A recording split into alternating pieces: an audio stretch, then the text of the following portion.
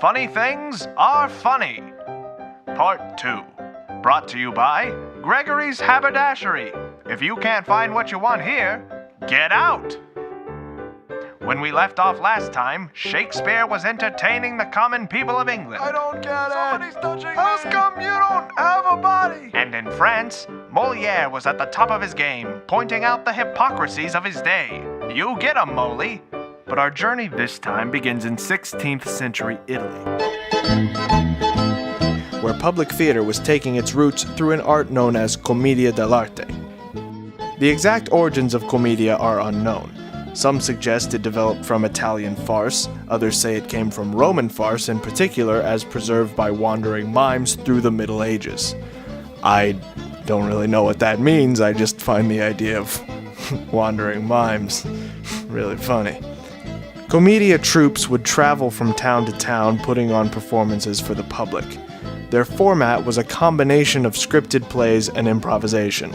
The performers wore masks and played stock characters.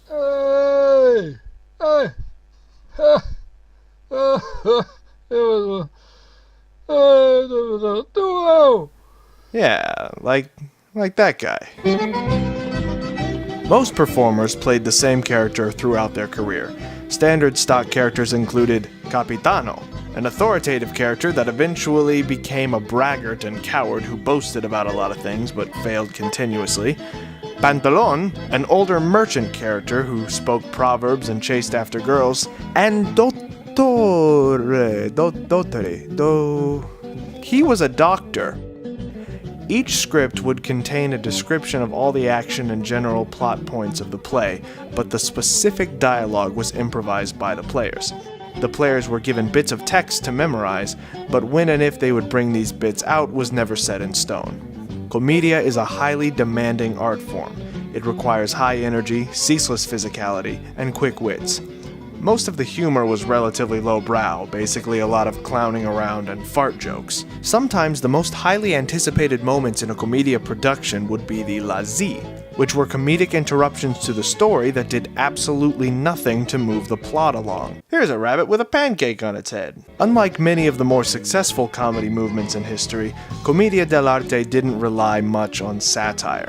It was performed during a very repressive time in Italy when actors, struggling to make a living as it was, could be jailed or worse if their performances were found offensive.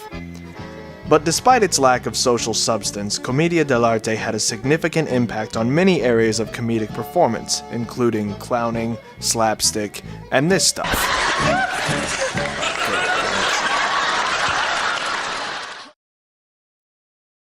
Oh, it's a bunny again!